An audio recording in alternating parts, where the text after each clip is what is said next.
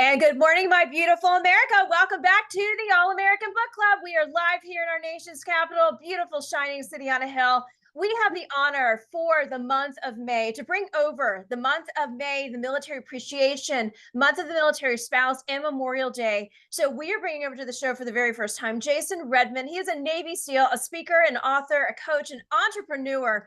Also, I have to say, severely wounded warrior and a veteran advocate.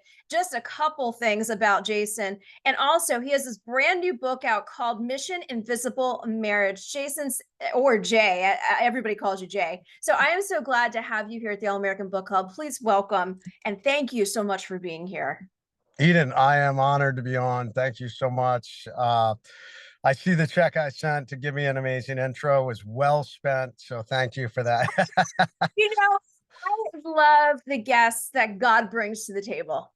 And I pray over the show. I pray over those who are serving, those who served. You know, I'm a veteran spouse. So I am all about God, country, and family here. So you don't have to send a check, but I'll deposit it later. Amen. I love it. Well, thank you. So I have your book here. We're going to show this on the YouTube channel in addition to the podcast and this live show right now. But I love hearing what you and your wife have done. This is such a great read, endorsed by Gary Sinise, who's also going to be joining us in this month of May. But you really talk a lot to our current active duty families. You talk to the veterans' families, and also just the principles that you bring are very biblical too. And so I'd love for you to talk about really how your wife really got this going. I love her story, and I love the story of how you talk about you guys are driving, and she just brought it up, and then everything just kind of started from there. Yeah, I mean, there's so much to unpack there, but let's go to that story. Yeah. Well, number one, I want to back up a little. Yeah, sure. Go ahead. It's critical.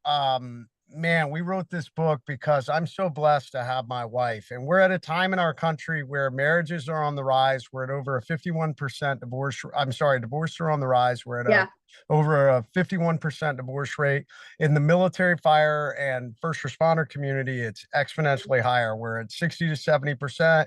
Special operations, we're one of the highest. The SEALs, unfortunately, we win at almost a 90% divorce rate. Wounded warriors have almost the same, a 90% divorce rate. So it's very difficult to go through trauma and hardship and very stress-filled marriage.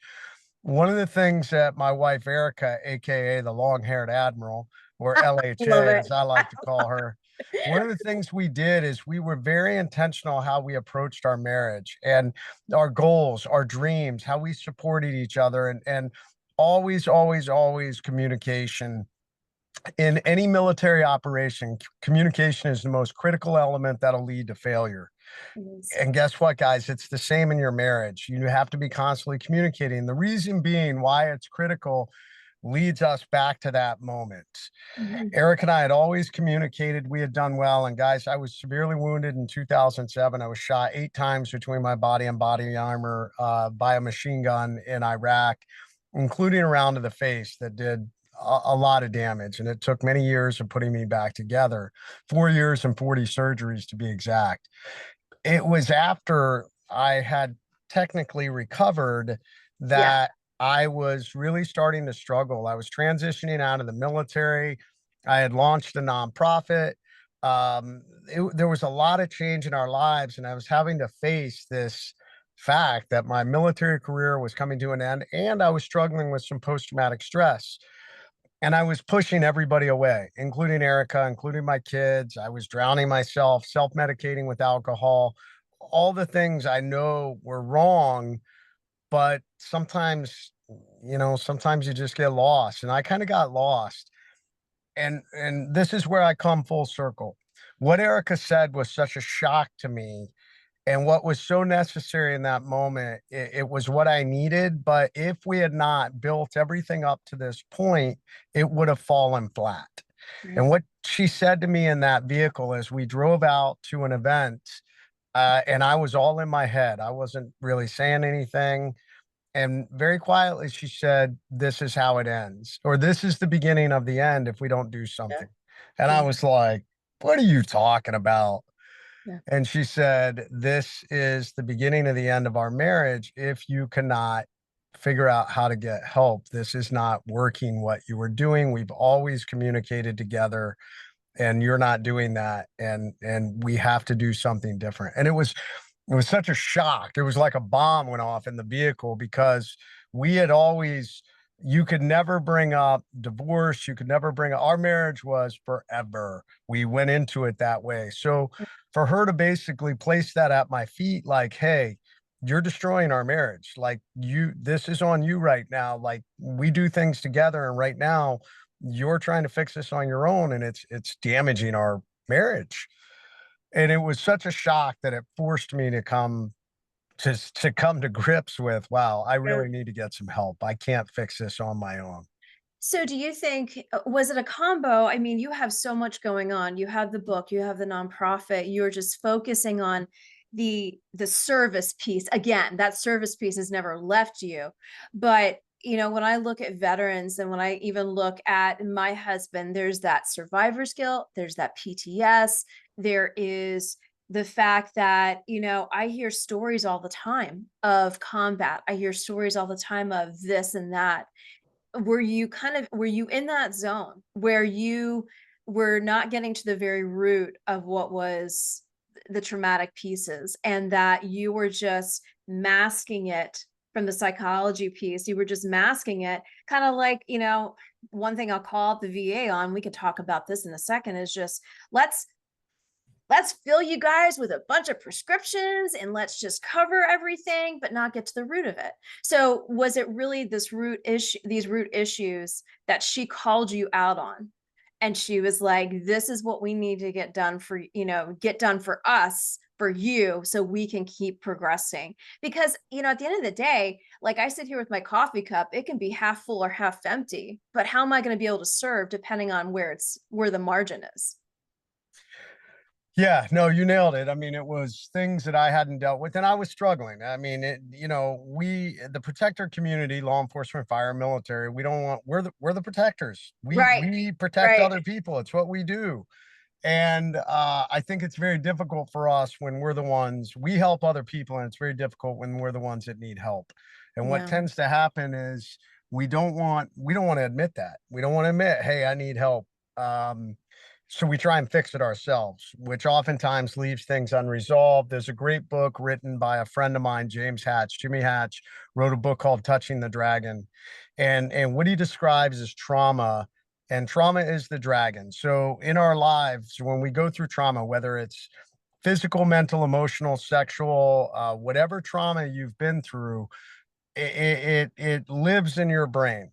And no Mhm. matter how much you try and ignore it, if we box it up and if we box Yep. it up and chain it in a box, unfortunately, it's a dragon. And at some point, it will break out and eat you. And what Jimmy talked about, and he went through his own amazing journey. I really encourage anybody to read that book if you've ever been through major trauma and need to deal with it.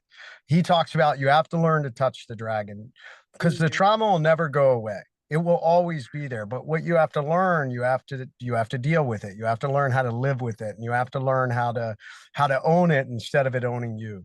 And I needed to deal with some of that stuff. So thankfully I went and I got a counselor and I met with the chaplain and I recognized that alcohol was not helping me. Thankfully I stayed away from the pills. They didn't make me feel right. So I was like, I don't need that. But Yeah. like Yeah. many veterans, we all, we, you try and self-medicate. And I did it also by moving 100 miles an hour. And this is very common with Yeah. type A's. We'll fill that space with just constant motion, but at night when you try and sleep or when you slow down, the dragon is there. Yeah. So thankfully, once again, Erica really, because we had built such a strong relationship, she knew how to communicate to me, not accusatory. It was just this very subtle, soft fact in that vehicle. And I'll be honest, that took years to build up. I don't know if I would have listened to that back in the very beginning of our marriage. So this is why it's so critical in the book. What we wrote about is You know, we had some fun. We tried to make it, and in some ways we run our marriage like a special operations team, you Yeah. know. Yeah, And the book's written that way. So for all you it is. guys out there, if you've Yeah. always said, man, I'm never going to read a relationship book, I think you'll enjoy this one.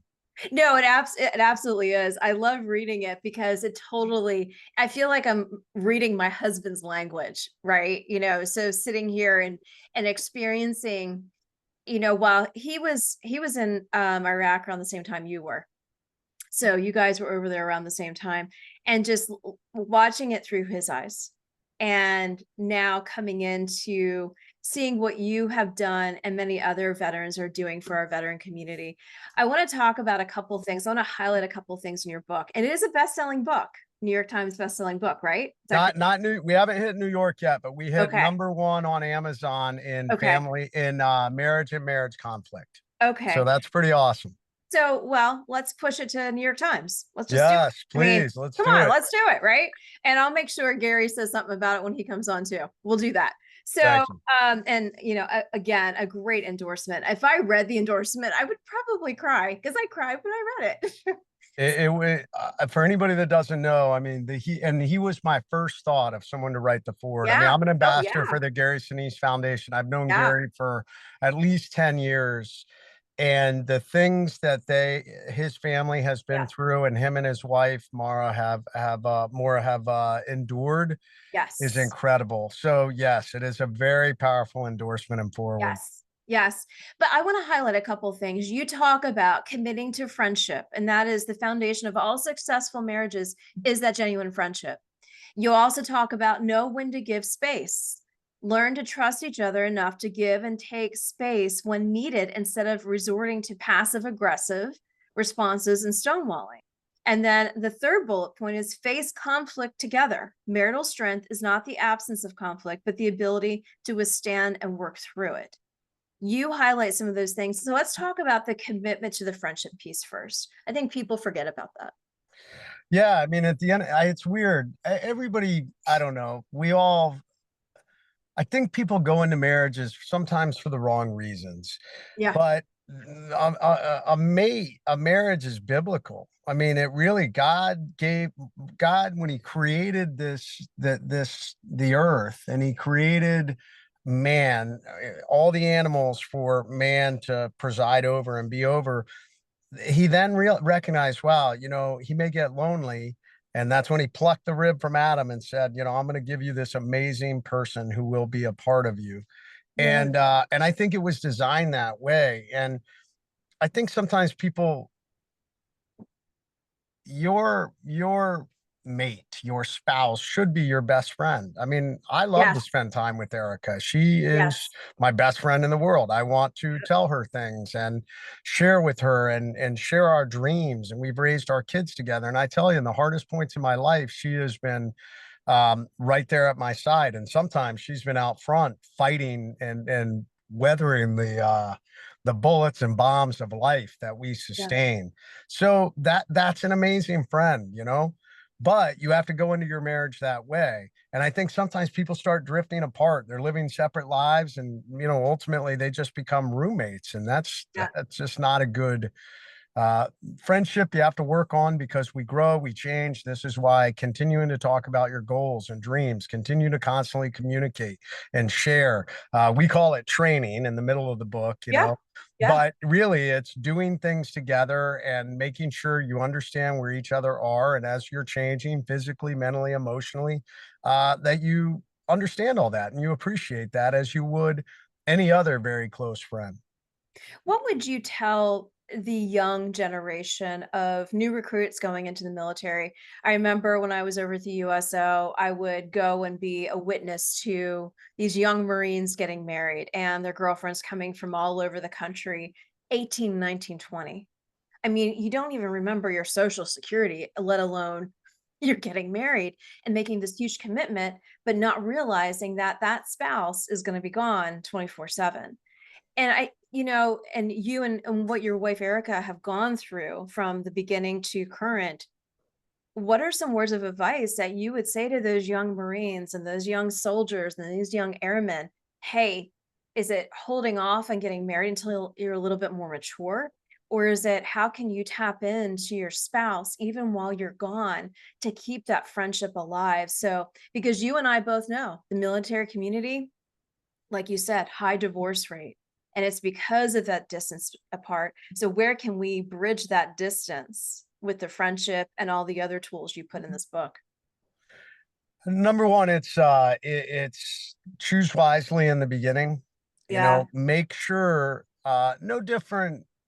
Unfortunately, most relationships start in a physical manner. I mean, it just Yeah. is what it is. We're physically Yeah. attracted to someone. Um, that is not the best thing for long term. Obviously it's great to be physically attracted, and I hope, you continue to focus. We actually talk about that in the book, how so many people let go of themselves because they're like, well, I'm married. It doesn't matter anymore. Why? I want my wife to want me all the time. Like, I want to continue to be hot for her. Like, um, but in the beginning, you really got to be deeper than that. You've got to get into understanding all the values and everything, and especially in a very high stress job where you're going to be gone. It's dangerous. There needs to be very clear expectations, which is what I did with Erica. I said, this job that I am going to do for the next 20 years it's not a job, it's a lifestyle, it's a commitment, and I'm going to do 20 years, and you Mhm. will be a part of this if you choose to do this with me. I mean, the reality is, for young couples who are going into the military, your husband or wife, who serves, they may be the one that's enlisted or have take the oath of office or Right. take the oath Yeah. to be a member Yeah. of the military. But guess what? You are in also. Yeah. You Exactly. may not deploy to the war zone, but you're in your own war zone at home as you support that person and raise families. And they need to understand that up front. They need to be very forward, just like I explained to Erica. I said, this is a very difficult life that I'm asking you to join me with. Like I told her, I said, the reality is you should run, which has been the ongoing joke in our marriage. She always asks me, is it too late to run? But yeah, Yeah. that's it. So the other thing, the flip side of that is, man, technology is amazing now. When I Right. first went in, Yeah. we didn't have any of the technology that we have now. Now you can FaceTime and you can do all these things where you can in real time talk and see that person, and that's critical. It You is. can't do it all the time, but man, whenever you get a break and you have the opportunity, that should be that person should be your most important teammate. Yeah. Let's talk about the faith component here and the journey that you and Erica have been on from the faith perspective. What is it a community group? Is it a Bible study? Is it something that you really cling to and also in scripture that really is that anchor for you? I mean, it's a combination. The church is important for us to be there. My schedule sometimes doesn't, Yeah. always allow Oh that, yeah. which I don't Yeah. think you always have to have a place to worship to be close to God. Yeah. Erica and I also are tied very tightly to, one, we were raised in it, and number two, we that night on the battlefield was a miracle. I mean, there's no doubt Yeah. about it. I mean, if anybody Absolutely. reads my first book, The Trident, I really should have died. Doctor said it's a miracle I survived from the blood loss. And I called out to God and said, I need your strength to come home. And man, I had it. I went from not able to move a muscle to, in a 40-minute, the most intense gunfight that most guys I know ever were in. We called fire directly on our position, from an aircraft, the closest fire mission ever executed in the Iraq war. We dropped rounds directly on our position, and we survived, and God allowed me to come home. So I have this miracle that I claim to. And even though sometimes faith is difficult, I speak at churches about this. I'm not the cookie cutter guy that comes in and says, oh man, God's going to fix all your problems. Yeah. That's not the reality. Sometimes, we need to True. navigate through problems. It makes us stronger, and sometimes you'll question your faith. But we stay to the fact that he is there, he is with us, and he gave us each other. Absolutely, absolutely. You know, I was thinking through a couple things as we're in our final 3 minutes of the show. So I wanted to give you a couple opportunities as you were describing what happened to you on the battlefield. I also want to point the audience to your books, but also I love the Sean Ryan show and I saw your interview and that you were on there with him. And I think that's a really great example of if there are warriors tuning in, veterans tuning in, that's a great example to go and watch that there. Um, as we head into the final 3 minutes of the show, what are some calls to action my audience can do with you? Whether it's simple as purchasing the book, getting involved with what you and your wife are doing, or the battlefield of marriage. Are we able to support you in any way, whether you come to Washington for the WMAL or other places around the nation where we're activating this for our military couples, our military families, where they can pick this up and be a part of this. And it's a healing process for them. Yeah, I mean, I would love to see this life is tough enough. It And is. there's this weird growing sentiment within the younger generation that either A, we don't need to be married, or B, I don't want to be married, and even C, I don't want to raise kids. What a terrible trifecta that's actually impacting us as a nation. It is. Um, I write about this in the book. We recognize within special operations, it used to be, hey, no one cares about your wife or family. That's your problem. Don't bring that stuff to work. Well, as the war went on and we grounded on people, we recognized that, man, if we take care of the guys and teach them how to be better husbands and better fathers and take care of the families better, that makes them better SEALs and warriors. And that's the reality. Having the right spouse and having a strong marriage should make you better. And we need that. We need that in our country.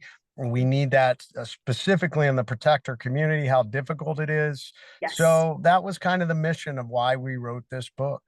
Yeah, no, absolutely. Well, I'm grateful that Mission Invisible Marriage is now a part of the Great American, All American Book Club, and a full endorsement for you guys here at the All American Book Club. I'd love to get you and Erica back together because I would love to see the dynamic between the two of you.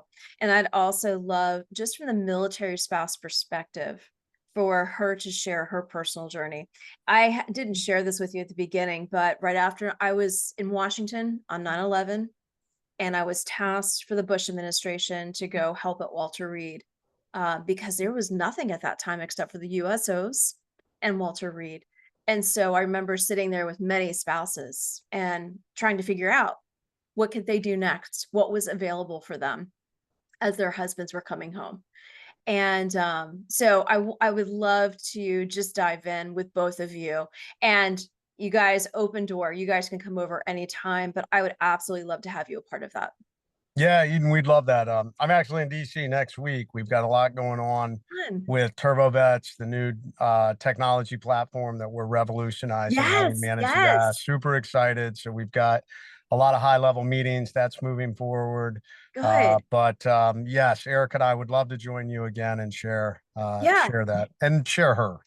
absolutely. Okay, tell me really quickly, what's the best way for people to check out it? Go to TurboVets as well and other websites. What's the best websites for them to connect with you? JasonRedman.com for me is Okay. primary. I actually don't have a link to TurboVets yet, but Okay. now that you mentioned that, I'm going to put that on there because I have all kinds of organizations that I Okay. support and work with. So JasonRedman.com, you can find my books. You can book me for speaking. There's some coaching links and Okay. all the other things that I'm involved in. Awesome. Well, Jason Redman, God bless you. Thank you so much for being here. It's an honor. Eden, he has. Back, God bless you too. Thank you for having us on. Thanks for highlighting the book. Absolutely. For all those who are tuning in, stay tuned. We'll be right back for our next segment.